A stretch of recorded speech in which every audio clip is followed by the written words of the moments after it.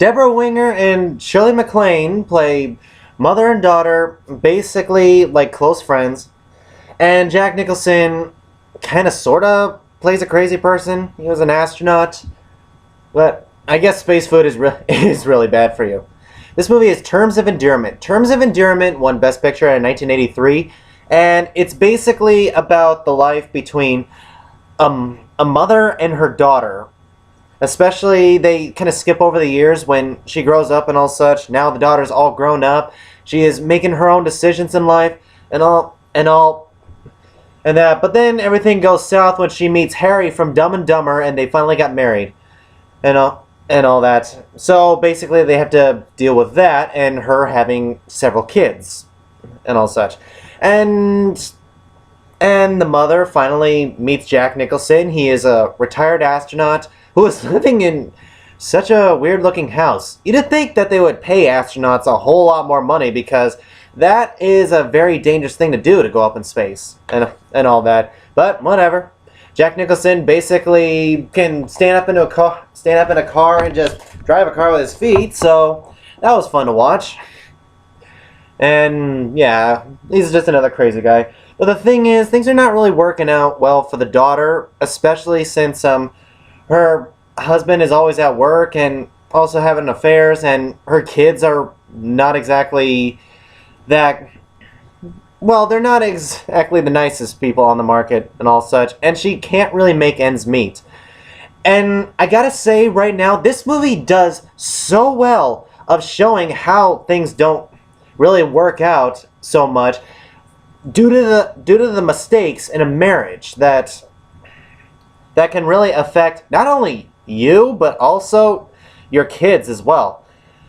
Because at the very beginning of the movie, she's all happy, they're always having fun, she's running off to have sex or whatever, she suddenly has 3 kids, and that's a little bit hard, especially when they're not exactly at a good point of having more kids. Because she's crying, she's not exactly happy, she's going to have a 3rd kid, she is basically freaking out. But the mother says one of the best things in the movie. She says, "All right, first you need to get this done, this done, this done, all that stuff, and that's not going to happen if you keep having children."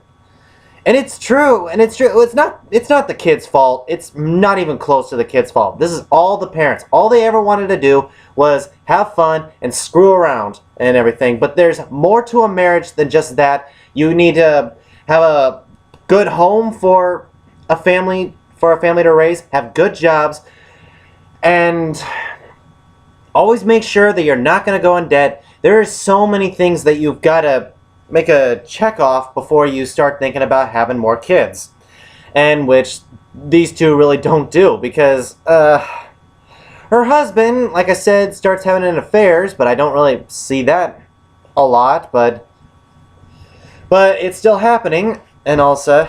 The grandmother is suddenly getting a relationship with Jack Nicholson, even though Jack Nicholson doesn't want to be considered a grandfather and all. So there's that. That's where the movie kind of falls a little bit flat for me and all. I like the fact where they do show that just because you have fun all the time, always screw around, and you have a lot of kids, doesn't always mean that you're a really happy person. In fact, just doing all those things can really affect the child very well. And they do show that very well in this movie as well, because they tell, like, the little boys to step outside so they can go into the bedroom. You can actually hear it through the window. And all I'm thinking is, yeah, these kids are not going to be the brightest flowers in the bunch, are they? Because when you have kids, you always need to put them first, especially when it comes to certain situations. And by the time she started to focus on that, it was already too late. So there was that and all such. And then she gets the news in the end that well, this is a spoiler right here. This is, I don't really want to say the spoiler, but I kind of have to say it because it kind of affects my grade for this movie. the daughter gets breast cancer, and they have to deal with that. So, yeah, they had to deal with that. And just for that certain reason, this movie felt a little too familiar for me, for personal-wise. I'm not going to get into detail about that. I don't think anyone really needs to hear online about my personal stuff, and all. But anyone who really knows me, who really do know me, and they watch this movie, they're going to go, yep, I can see it now. I can see exactly what he was talking about. So there's that to deal with. Terms of Endearment does show a good side on what a failing family or a failing relationship can definitely do, especially when there are kids involved. So that was really good. The grandmother storyline with Jack Nicholson was a little bit short for me. I was not that too invested in that and all such. If they would have focused on the daughter and her problems and how her relationship with her mother, like they're basically sisters talking about life, they could have expanded on that a little more. But all in all, it's an okay movie. I personally will not watch it again because of personal reasons, but it's still worth watching at least once. So guys, Terms of Endearment, have you seen it? What did you think of it? Whatever you thought, comment below, let me know, and I'll see you in the next video. Bye.